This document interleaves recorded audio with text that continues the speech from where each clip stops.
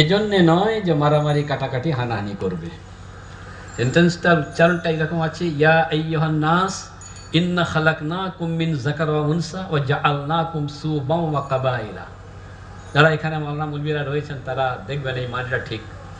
তো কথা হচ্ছে, আমি কেন এটা বললাম শুনুন।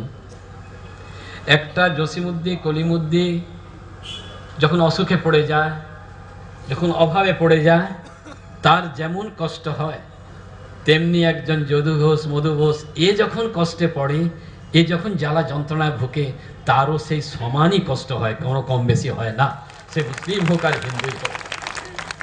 আপনাদের কাছে ইতিহাস তুলে ধরছি, দেখুন এই করতে যে কতটা ক্ষতি হয়েছে।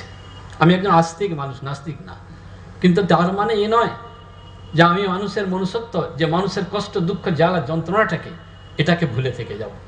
প্রতিটি মানুষকে নিজের কষ্টটা যেমন তার কষ্টটা বুঝতে শিখতে হবে। আর শুরুটা আমার এটা দিয়ে শুরু হয়েছিল।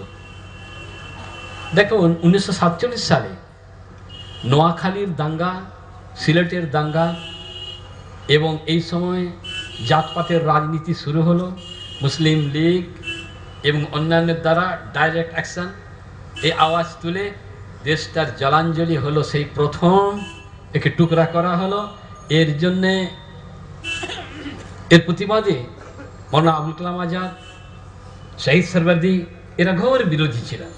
এরা বলছেন কখনো না, কনফেডারেশন একটা স্টেট হোক, কিন্তু দেশটাকে ভাগ করা কোনো মতে উচিত হবে না। কে কার কথা শুনে লর্ড মাউন্টব্যাটেন তখন সে তার নীতি ডিভাইড অ্যান্ড পলিসি যে রুল দিয়ে চালিয়ে এসেছিল, ভারতের উপরে চালালো, দেশটা ভাগ হলো।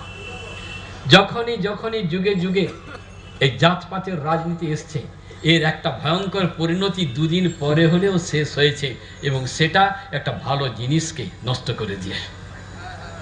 আমরা চাই না আর এই দেশটা টুকরা হোক, আমরা চাই না আর এই দেশটা এইভাবে ধ্বংস হোক। এটা আমাদের দেশ। এখানে শরৎচন্দ্রের মহেশ যখন পড়ি, তখনও যেমন মনে হয় সেই গরিব চাষি গফুরের কথা, তেমনি শ্রীকান্তের ভিতরে অনেক চরিত্র আছে যা আমরা দেখতে পাই। আমরা তো সেই বাংলা, শুধু বাংলা নয়, একটি কথা আছে, যা বাংলা আজকে ভাবে ভারত তা আগামীকাল ভাববে। বাংলার মানুষ যদি আজকে এসে যায় এক জায়গায়, এমন একটি জায়গায় যে আমরা এখানে একটা এমন মোর্চা, হিন্দু মুসলিম তুমি যেই হও, তুমি আগিয়ে আসো, এমন একটি নতুন সূর্য উদয় আমরা দেখতে চাইছি, যেখানে রাজনৈতিক নেতাদের আমরা পরোয়া করি না, কিন্তু আমাদের হিন্দু মুসলিমের সম্মিলিত চিন্তাধারা, রাজনৈতিক নেতারা কি আমাদেরকে প্রভাবিত করবে, আমরা তাদেরকে প্রভাবিত করবো, তারা আমাদের, এটা আমাদের উদ্দেশ্য হচ্ছে। একটা সংখ্যাগুরু হিন্দুরা অবশ্যই এদেরকে চাকরি দিতে হবে, 80% এদের চাকরি আছে, যোগ্যতার ভিত্তিতে এরা পাক।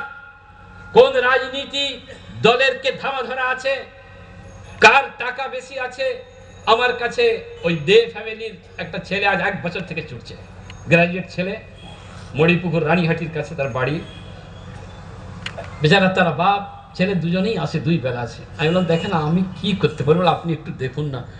আমি কেন, তোমরা যোগাযোগ করো, বলে করলে তো চাইছে কি না 8 লাখ টাকা দিতে হবে। অবস্থা চিন্তা করুন, কেমন শিক্ষক হবে জানেন?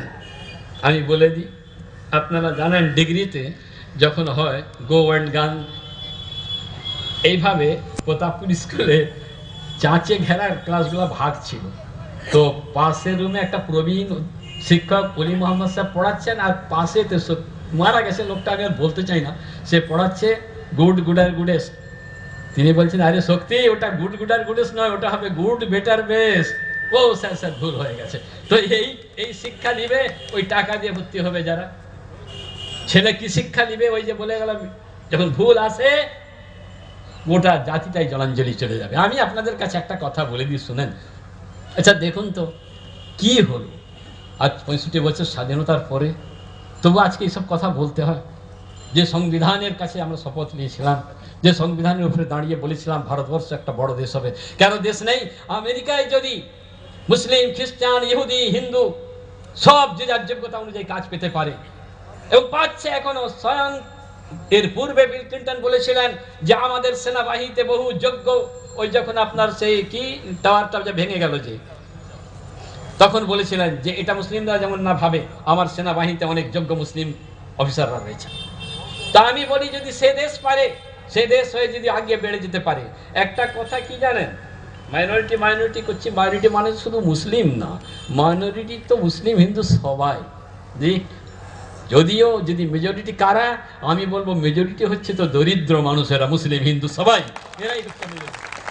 আপনি দেখুন কষ্ট হিন্দু মুসলিম সবার ভিতরে, এদের কষ্টটাকে দেখতে শিখুন। কোনো রাজনীতিক নেতা এটা দেখলেন না, এরা দেখলেন না যে মানুষ ভোট দিয়েছে, আমি আমার কি করে সামলাবো গুছাবো, এটা দেখতেই আপনারা ব্যস্ত থাকলেন। আরে আপনি দেখুন, আপনাকে ভালো লাগে মেরে খেতে খান, কিন্তু ন্যূনতম যেটা একটা এলাকায় আপনি তার তো একটু চেষ্টা করুন সেবা করার, ওই মানুষটার জন্য তো একটু দেখুন, সে হিন্দুই হোক আর মুসলিম হোক।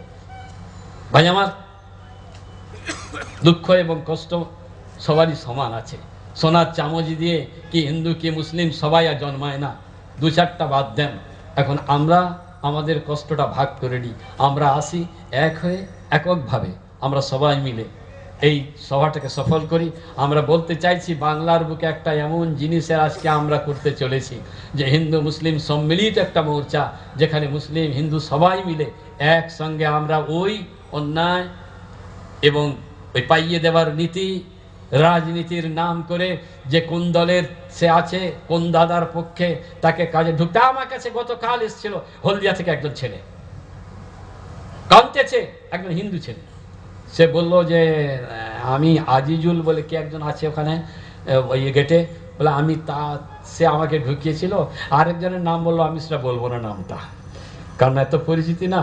তো সে বলে তার লোকেরা মারধর করে আমাকে ঢুকতে দেয়নি। এবং আমি বলি তুমি যে বলো তাকে, তুমি বলো না। আমি তো এই মানুষ বলেন না, শুনবেনি। আমি ছেলে ফেলে নিয়ে আজ দেখেন না রাস্তায় পড়ে রয়েছে। কি হলো, কি দেখলেন? ও তো কোনো মুসলিম নয়, ও তো কোনো অন্য কোনো ধর্মের না, সে তো তার হিন্দু মা, অথচ সে গরিব, সে দরিদ্র। বুকে তুলে নিতে শিখি আমরা, আসুন একে অপরকে। আমি একটা কথা বলে যাই, আপনারা 16 তারিখে এই জন্যই আসবেন, একটা জিনিস দেখাতে। সমস্ত রাজনৈতিক নেতা আমরা সবাইকে সম্মান দিই, সমস্ত রাজনৈতিক যে কাজ করবে তাকেই আমরা সম্মান দিই, যারা আমাদের কষ্টটা বুঝবে আমরা তাকেই সম্মান দিই। আর এই মাইনরিটিটা, এই সেলটা হচ্ছে যে শুধু মুসলিমদের না, এটা হিন্দু মুসলিম। আমি আমার হিন্দু ভাইদেরকে বলবো আপনারা এগিয়ে আসুন, এর কাজেতে আপনারা হাত বাড়ান। আপনারা দেখুন আপনাদের ঘরের ছেলেরাও বেকার আছে, আপনার ঘরের ছেলেরাও অভাবে আছে, সবাই স্বর্গে বাস করছে না। অতএব আপনারা আসুন, আমাদের এই প্রচেষ্টাকে আমরা সম্মিলিতভাবে তুলে ধরার চেষ্টা করি। সুবহানাল্লাহ, আল্লাহুম্মা আমিন। রব্বানা তাকাব্বাল মিন্না ইন্নাকা আনতাস সামিউল আলিম। হে আমার মহান প্রভু, আপনি মেহেরবানি করে আমাদের এই কাজটাকে কবুল করেন আল্লাহ।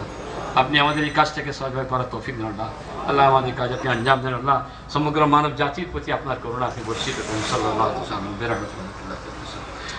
আচ্ছা ভাই, ধন্যবাদ আপনাদেরকে। অনেক চেষ্টা যে আমি চললাম, আমার প্রোগ্রাম আছে।